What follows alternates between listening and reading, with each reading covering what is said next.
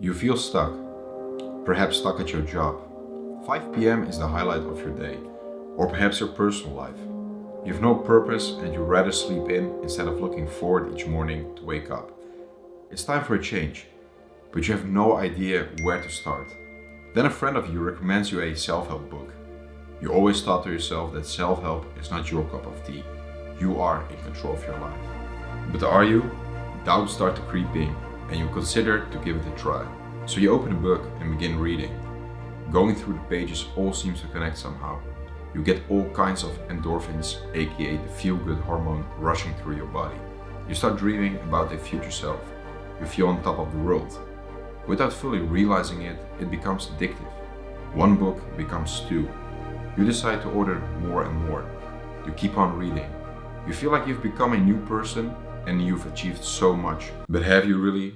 Before we answer the question, let's first have a look at why do we read self-help books in the first place. We might pick up a book to keep our mind occupied, to sit down and relax a little bit. At other times, we want to develop ourselves or learn a particular skill. But a lot of times we pick up the book because we need some inspiration or guidance at these moments in our life when we feel stuck. If we are really completely honest with ourselves, I think there's a more important reason why we read books. It's about avoiding taking action. Why? Well, taking action takes a lot of hard work. It's sometimes boring. A lot of times even frustrating. But it's the only way to keep moving forward.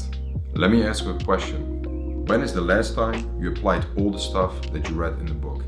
Exactly, you didn't. So lesson number one. You cannot implement everything you read at the same speed of reading the book itself. I see a lot of times these videos about how to read a book a week or how many books I read every single year. Sometimes I feel it becomes even a contest of who is reading more.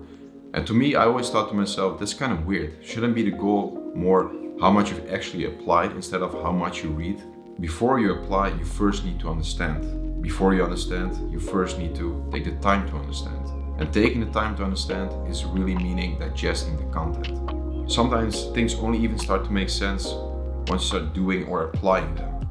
Lesson number two, don't confuse motion with progress. Reading feels like you're moving forward, but when in reality you're still in the same place.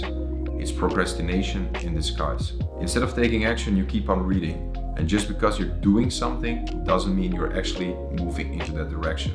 And it's really easy to confuse the two. So here are a few examples. Taking a course on how to start a YouTube channel is motion. Recording and putting yourself out there online, that's progress. Asking different people what the best programming language is, that's motion.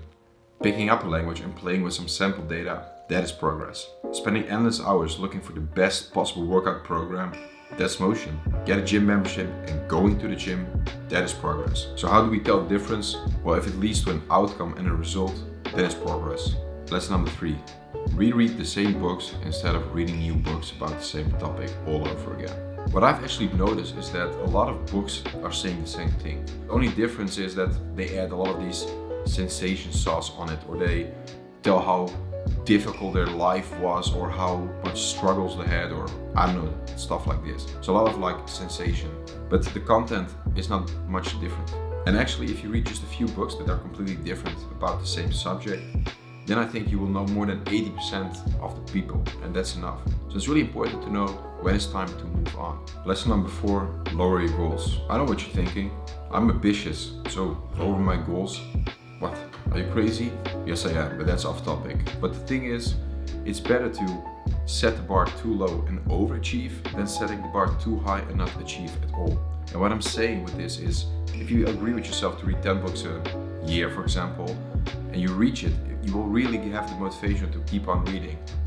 But if you say to yourself, I'm going to read a book every single week and it becomes too unrealistic and you don't achieve it, then you lose the motivation and you will not continue reading. And don't get me wrong, reading is a good thing and you should absolutely do it. But the thing is, it's no substitute for doing the work and taking action. So that should be your focus. And if you like this video and I gave you maybe some new insights, some new tips, make sure you like the video. And I need to ask you the question which you've probably heard a million times before. If you haven't subscribed to my channel yet, what are you waiting for? See you next time.